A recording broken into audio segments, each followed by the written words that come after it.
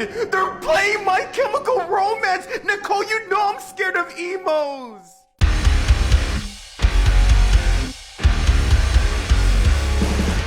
What's up, everybody? I'm Finn McKenty. This is the Punk Rock MBA, and in case you haven't heard, my friends, emo is officially back. And actually, it has been for a while now. As just a few examples of what I'm talking about, My Chemical Romance's most recent tour was one of the biggest of the year. Paramore is back in action with their most recent album, This Is Why, hitting #2 on Billboard over Taylor Swift, Drake, and Bad Bunny. And as you may remember, the When We Were Young festival last year was a huge success, giving all the elder emos a chance to feel like it is 2005 again, only this time they can drive themselves and they don't even have to get up early for school the next day. But what's really interesting to me is that this is not just 32-year-olds reliving their high school days. Gen Z is embracing 2000s emo in a way that, honestly, I never thought I would see. And in general, they seem to just really appreciate older music. So my question is, what's going on here? Why is emo more popular now than it has been in probably 15 years? And why are there so many younger people now who are into these bands that were in their prime when they were still in diapers? I'm not 100% sure that I know all the answers, but I think I have a pretty good idea. So I'm gonna do my best to answer those questions in this video. But first, did you know that I have a second channel? It's a little bit more fun, less edited content. I think of it basically like hanging out at Denny's with your friends after a show, BSing about music. So if that sounds fun to you, there's a link to that in the description of this video. Sleep is really, really important to me. It gets me rested and recharged to take on the day. So thank you to Helix Sleep for sponsoring this video. I've had my Helix mattress now for about 6 months, and honestly, I absolutely love this thing. The first time I laid down on it, I was like, oh my God, why didn't I get one of these a long time ago? Helix Sleep makes premium mattresses and bedding that are customized to fit your needs and conveniently shipped right to your door. Everybody is different and Helix knows that. So they made their sleep quiz to match your unique body type and sleep preferences to the perfect mattress for you. They have something for pretty much everybody's unique taste. And if you sleep with a partner, you can even take the sleep quiz together. For example, based on our results, we both sleep way better and we both fall asleep a lot faster. And with your Helix Sleep mattress, you get a 100-night sleep trial along with a 10-year warranty, and there are also financing options as well as flexible payment plans. And Helix delivers your mattress right to your door for free within the US. It comes rolled up in a box and it's super easy to set up yourself. I love my Helix and I think you will too. So if you are looking for a new bed, check out Helix. You can click the link below or visit helixsleep.com/punkrock to get 20% off your Helix mattress plus 2 free pillows. So the way that I see it, My Chemical Romance are really the flag bearers of this whole emo revival thing. And if you don't believe me, just look at TikTok and you will see thousands and thousands of examples, many of which are elder emos having what seems to be kind of a semi-religious experience.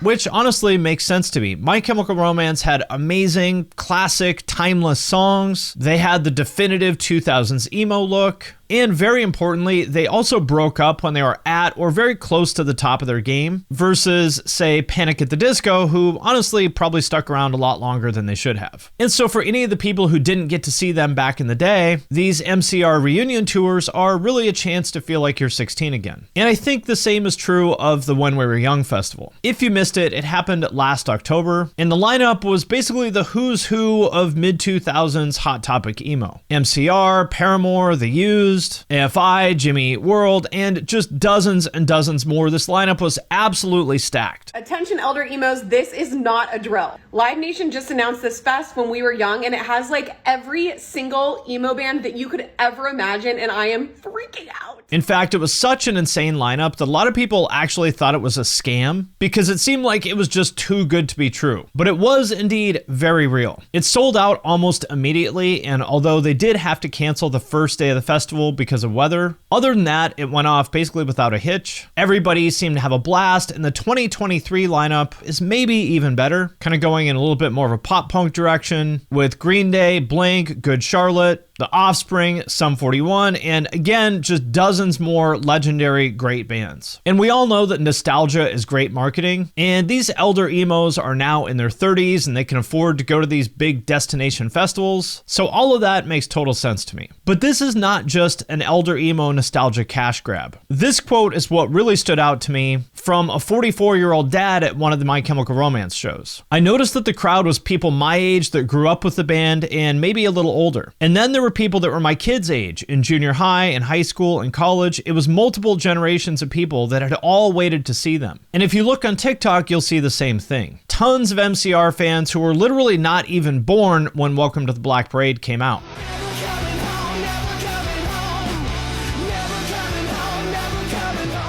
But it's not just MCR. The same thing has happened with bands like All Time Low, Deftones, and most recently Pierce the Veil, getting popular with kids who, again, were maybe at best in diapers when these songs came out.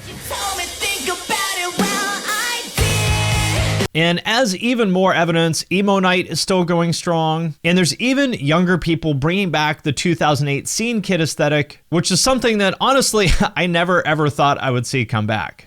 We also got some pastel pink. You know, I think you could pull off a pastel goth look.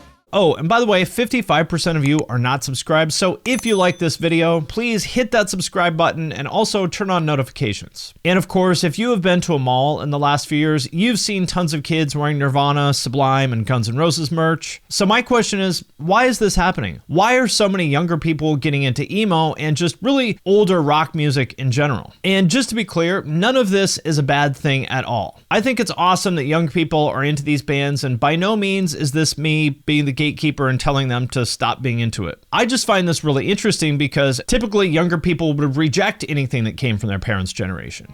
Oh my, Dad! What are you doing? I can actually play a lot of these songs on a real guitar. You want me to teach you boys how? That's gay, Mr. Marsh. So why are so many younger people who are too young to have experienced these bands in their prime getting into them now? And why aren't they latching on to newer rock bands in the same way? I'm going to talk about a few possible explanations and see which of them might explain it. The first argument that I'm sure a lot of people will say is just that new music sucks, and that young people are latching onto these older bands because, well, they were simply better. And while I definitely agree that bands like My Chemical Romance, Paramore, Green Day, Slipknot, Deftones, and all the other older artists I'm talking about here are most certainly great bands that deserve their reputation as legends, I think there's a ton of great new rock artists as well. As just a few examples, Sueco, 100 Gex, Spirit Box, Måneskin, and Sleep Token, to name just a few. And one artist in particular that stands out to me in terms of emo is Youngblood. If you're not familiar with him, he basically looks and sounds like an updated version of the 2000s Hot Topic Screamo thing.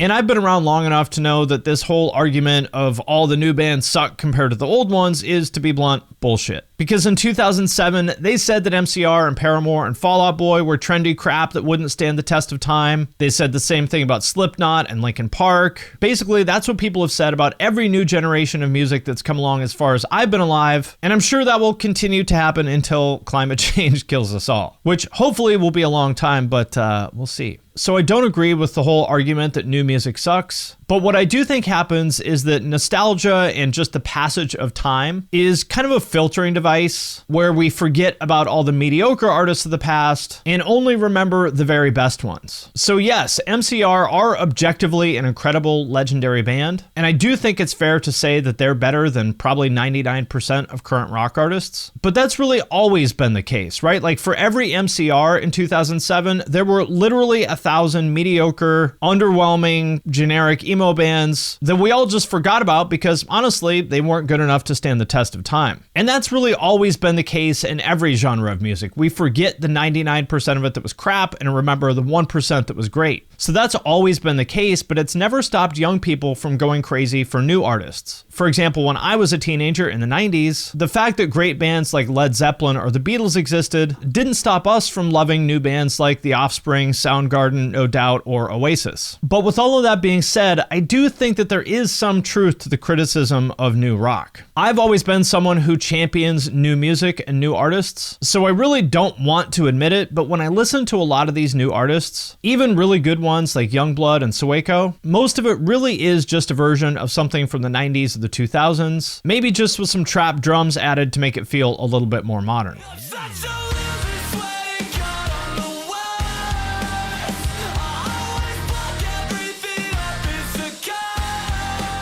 So it's possible that in 20 years, people will be holding up Youngblood, 100 gecs, and Måneskin up as these like legendary, iconic artists the same way that we now look at Green Day and Paramore, but I kind of doubt it. I think that things really are different now, and here's why. There's an even more recognizable one-note melody.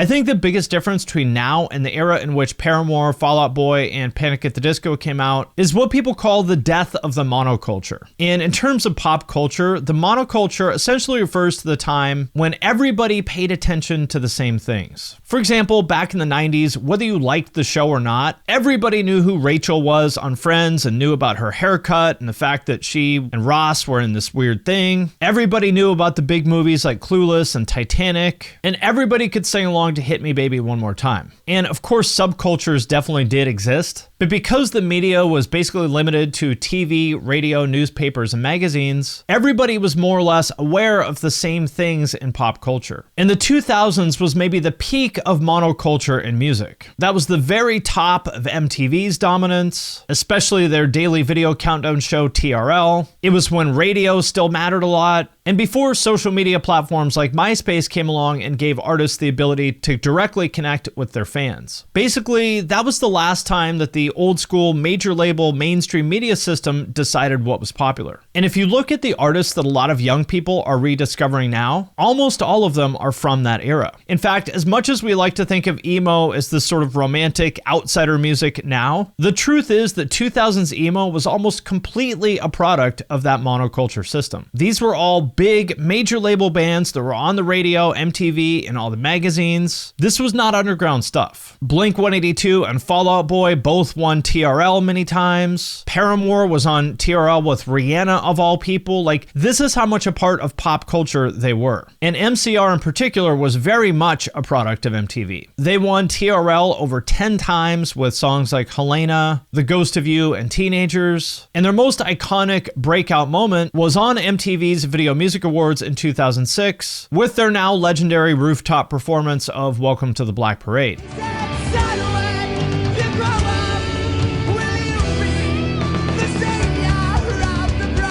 So I think a big part of why we haven't seen a new generation of bands break through like MCR, Paramore, or Fall Out Boy is because the machine that created those bands simply doesn't exist anymore. There aren't any new stars like them because it's no longer possible to create a new star like that. Now, instead of the monoculture, we have an almost infinite number of these little siloed subcultures, each with its own set of star personalities. And each of these people are a huge deal within their subculture, but unless you're a part of that subculture, it might as well not even exist because everyone is really in their own little bubble. Or should I say more accurately, everybody is watching their own feed precisely curated to their individual tastes. And speaking of feeds, I'll talk about TikTok in a minute because I think it in particular is a huge part of this. Basically, my point here is that I think because of all that, emo is basically frozen in the mid-2000s and probably always will be, which I think is ultimately the fate of every subculture. For example, if you think about the metal fan, that persona hasn't really changed since the 80s or 90s. It's the guy with the battle vest and long hair that listens to Metallica, Megadeth, and Slayer. You see teenagers now who look and act exactly the same way as their counterparts did when I was their age back in like 1990. What made you take this anatomy class? Oh, anatomy? I just thought it looked like this death cover. Oh my. There's also this template of the punk rocker who listens to the Ramones and the Clash. There's the alternative kid that listens to Nirvana and Green Day and dresses like it's 1993. And to be fair, this is not a new thing. For example, the classic rock kids existed when I was a teenager too. And they basically looked and acted exactly the same way as classic rock kids do now. Like Pink Floyd, the Beatles, and Queen.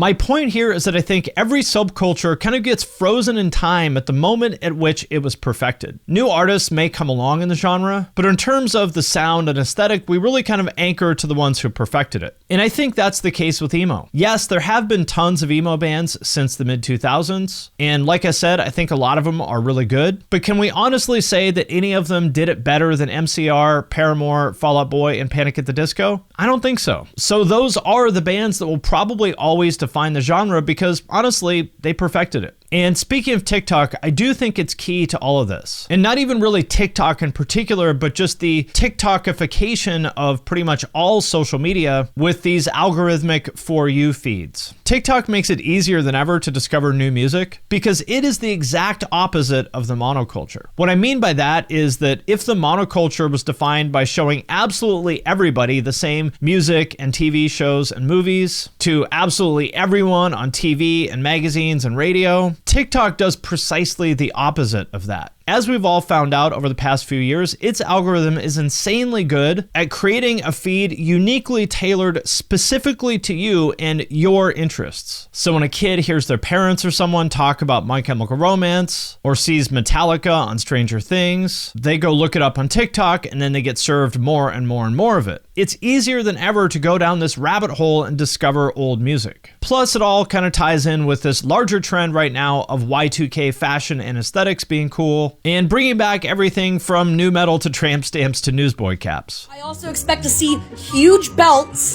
that are there for literally no reason.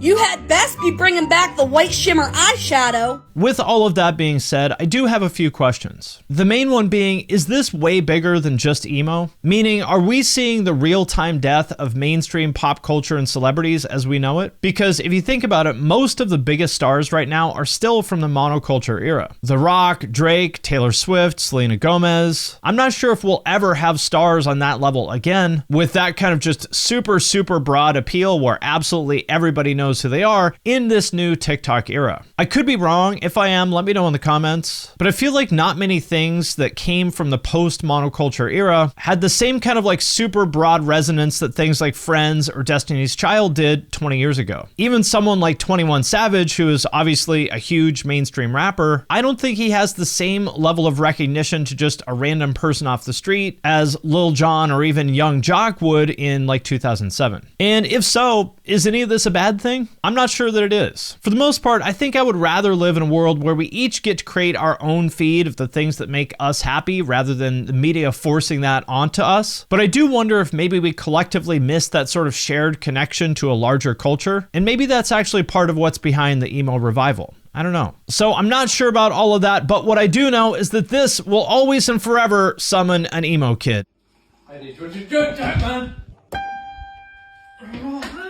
All right, my friends, that does it for this video. As always, let me know what you think in the comments. And I want to thank everyone who supports me on Patreon, especially those of you who support at the True Cult level or above. Patrons get all my videos and podcasts early. I also do giveaways, and there are VIP members-only channels on my Discord that I'm super active in, and there's a way to have me review your music. So if any of that sounds cool, hit the link in the description of this video, and I'm going to sign off for now, but I will see you next time.